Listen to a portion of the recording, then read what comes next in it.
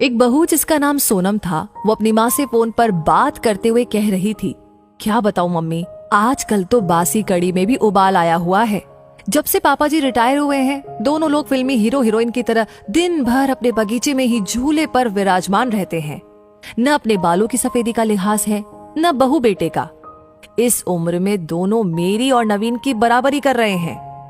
तब तक चाय पीने के लिए सोनम को पूछने प्रभा जी यानी कि सासू माँ उसके कमरे की तरफ बढ़ी, पर उदास मन से रसोई में दाखिल हुई।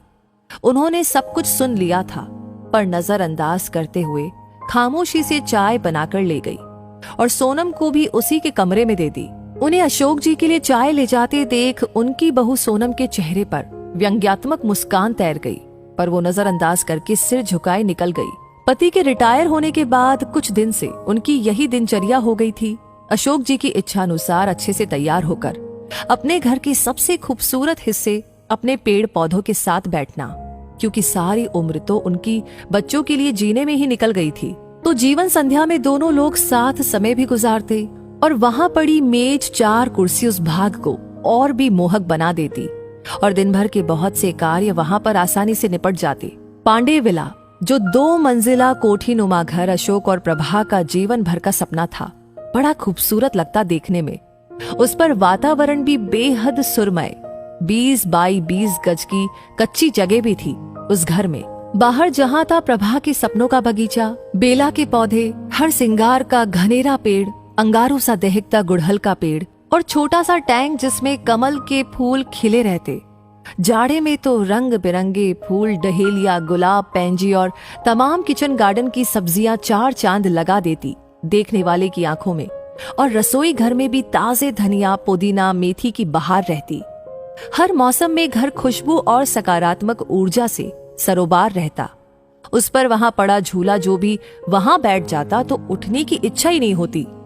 जाड़ों में वही तसले में आग जलती और भुने आलू शकरकंद के मजे लिए जाते, तो बरसात में सुलगते कोयलों पर सिकते भुट्टे स्वर्ग के आनंद की अनुभूति करवाते। अशोक जी ने वो जगह छुड़वाई तो प्रभा और अपने लिए कमरे के लिए, लेकिन संयोग ऐसा बना कि जिम्मेदारी ने उन्हें उस जगह का इस्तेमाल ही नहीं करने दिया। ऐसे में प्रभा ने अपने खाली समय और उस खाली जगह का इस्तेमाल इस बुद्धिमता से किया कि वो कोना घर की जान बन गया। उनका पूरा खाली समय वहीं पर बीत जाता। अब उन्हें उस जगह कमरा न बना पाने का मलाल भी न था, पर प्रभा को अरमान था घर में झूला हो तो अशोक जी ने उसे वहां जरूर लगवा दिया। पेड़ों से लगाव कुछ ऐसा हो गया कि फिर दोनों में से किसी की इच्छा उनके स्थान पर कमरा बनवाने की हुई ही नहीं। पर वो और अशोक कभी एक साथ उस जगह कम ही बैठ पाते। कभी प्रभा अनमनी होती तो अशोक बड़े जिंदा दिल शब्दों में कहते, पार्टनर रिटायरमेंट के बाद दोनों इसी झूले पर साथ बैठेंगे और खाना भी साथ में खाएंगे, हर शिकायत दूर करेंगे। फिलहाल हमें बच्चों के लिए जीना है। बच्चों के करियर पर सब कुछ बलिदान हो गया। अब बेटा भी अच्छी नौकरी में था और बेटी भी अपने घर की हो चुकी थी। रिटायरमेंट के बाद घर में थोड़ी रौनक रहने लगी थी। अशोक जी को भी घर में रहना अच्छा लग रहा था। बड़े पद पर थे तो कभी उनके कदम घर में टिके ही नहीं। गांव से आकर शहर में बसेरा बनाना आसान न था, लेकिन किसी तरह 400 गज जमीन कर ली। सहधर्मिणी प्रभा जी भी सहयोगी महिला थी, तो मंजिल और आसान हो गई। अब दोनों पति पत्नी आराम के पलों को संजो लेना चाहते थे। उनके घर में जरूरी सब सुविधाएं भी थी, फिर भी बहू सोनम को न जाने क्यों वो कोना सबसे ज्यादा खटकता था, क्योंकि कोई भी बंधन न होने पर भी अशोक जी के घर में रहने से उसे घर का काम बड़ा महसूस होता था।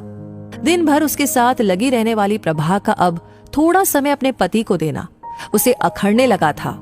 अक्सर वो नवीन को उसके माता पिता के लिए ताने देने का कोई भी मौका नहीं छोड़ती थी।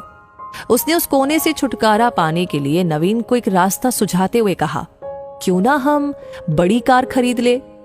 नवीन ने कहा, आइडिया तो अच्छा है, पर रखेंगे कहाँ? एक कार रखने की ही तो जगह है घर में। नवीन थोड़ा चिंतित स्वर में बोला, जगह तो है ना, वो गार्डन तुम्हारा जहां आजकल दोनों लव बर्ड्स बैठते हैं। सोनम थोड़े तीखे स्वर में बोली, थोड़ा तमीज से बात करो। नवीन क्रोध से बोला जरूर, पर उसने भी अशोक जी से बात करने का मन बना लिया था। अगले दिन वो कुछ कार की तस्वीरों के साथ शाम को अपने पिता के पास गया और बोला, पापा, मैं और सोनम एक बड़ी गाड़ी खरीदना चाहते हैं। पर बेटा, बड़ी गाड़ी तो घर में पहले ही है, फिर उसे रखेंगे कहाँ? अशोक जी ने सवाल किया। ये जो बगीचा है यहीं गैराज बनवा लेंगे। वैसे भी सोनम से तो इनकी देखभाल होने से रही, और मम्मी कब तक करेंगी?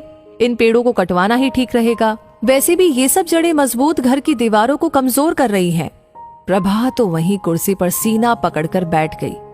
अशोक जी ने क्रोध को काबू में करते हुए कहा, मुझे तुम्हारी माँ से भी बात करके थोड़ा सोचने का मौका दो। क्या पापा, मम्मी से क्या पूछना? वैसे भी इस जगह का इस्तेमाल भी क्या है? नवीन थोड़ा चिड़चिड़ाकर बोला, आप दोनों दिन भर इस जगह बगैर कुछ सोचे समझे 4 लोगों का लिहाज किए बगैर साथ बैठे रहते हैं। अब कोई बच्चे तो है नहीं आप दोनों, और अब घर में सोनम भी है, छोटे बच्चे भी हैं, पर आप दोनों ने दिन भर झूले पर साथ बैठे रहने का रिवाज बना लिया है, और ये भी नहीं सोचते कि 4 लोग क्या कहेंगे। इस उम्र में मम्मी के साथ बैठने की बजाय अपनी उम्र के लोगों में उठा बैठी करेंगे तो वो ज्यादा अच्छा लगेगा, ना कि ये सब। और वो दन दनाते हुए वहां से अंदर चला गया। अंदर सोनम की बड़बड़ाहट भी जारी थी। अशोक जी भी एहसास कर रहे थे प्रभा के साथ अपनी ज्यादती का। जब कभी पत्नी ने अपने मन की कही तो उन्होंने उन्हें ही सामंजस्य बिठाने की सीख दी, पर आज की बात से तो उनके साथ प्रभा जी भी सन्न रह गई। अपने बेटे के मुंह से ऐसी बातें सुनकर, रिटायरमेंट को अभी कुछ समय ही हुआ था, उनकी जिंदगी तो भागम भाग में ही निकल गई थी बच्चों के लिए सुख साधन जुटाने में। नवीन और सोनम ने उस शाम खाना बाहर से ऑर्डर कर दिया, पर प्रभा से न खाना खाया गया और ना ही उन्हें नींद आई। नींद तो वैसे अशोक जी को भी नहीं आ रही थी, और वो प्रभा की मनोस्थिति को भी समझ रहे थे। किसी ट्रैफिक सिग्नल पर खड़े सिपाही जैसे, जिससे हर रिश्ता बस अपनी ही तवज्जो चाह रहा था। पर सोचते सोचते सुबह कुछ सोचकर उनके होठों पर मुस्कान तैर गई। अगले दिन जब सोकर वो उठे तो देखा प्रभा जी सो रही थी, पर बेचैनी चेहरे पर दिखाई दे रही थी। वो रसोई में गए और खुद चाय बनाई। कमरे में आकर पहला कप प्रभा को उठाकर पकड़ाया और दूसरा खुद पीने लगे। आपने क्या सोचा? प्रभा ने रुआंसे लहजे में पूछा। मैं सब ठीक कर दूंगा, बस तुम धीरज रखो, अशोक बोले। पर हद से ज्यादा निराश प्रभा उस दिन पौधों में पानी देने भी न निकली और न ही किसी से कोई बात की। दिन भर सब सामान्य रहा, लेकिन शाम को अपने घर के बाहर टू लेट का बोर्ड टंगा देखकर नवीन ने भौचक के स्वर में अशोक से प्रश्न किया, पापा माना कि घर बड़ा है, पर ये टू लेट का बोर्ड किस लिए? अगले महीने मेरे स्टाफ के मिस्टर गुप्ता रिटायर हो रहे हैं तो वे इसी घर में रहेंगे, उन्होंने शांतिपूर्ण तरीके से उत्तर दिया। हैरान नवीन बोला, पर कहां? तुम्हारे पोर्शन में, अशोक जी ने सामान्य स्वर में उत्तर दिया। नवीन का स्वर अब हकलाने लगा था। और हम लोग? तुम्हें इस लायक बना दिया है तो 2-3 महीने में कोई फ्लैट देख लेना या कंपनी के फ्लैट में रह लेना अपनी उम्र के लोगों के साथ। अशोक जी एक एक शब्द को चबाते हुए बोले, हम दोनों भी अपनी उम्र के लोगों में उठे बैठेंगे। सारी उम्र तुम्हारी माँ की सबका लिहाज करने में निकल गई, कभी बुजुर्ग तो कभी बच्चे। अब लिहाज की सीख तुम सबसे लेना बाकी रह गया था।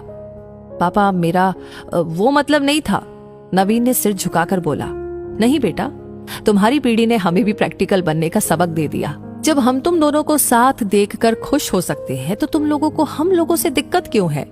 इस मकान को घर तुम्हारी माँ ने बनाया, ये पेड़ और इनके फूल तुम्हारे लिए मांगी गई न जाने कितनी मनौतियों के साक्षी है, तो उसका कोना मैं किसी को छीनने का अधिकार नहीं दूंगा।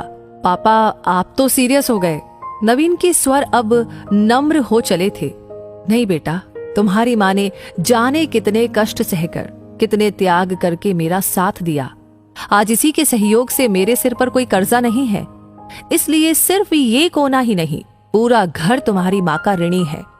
घर तुम दोनों से पहले उसका है, क्योंकि जीभ पहले आती है ना कि दांत।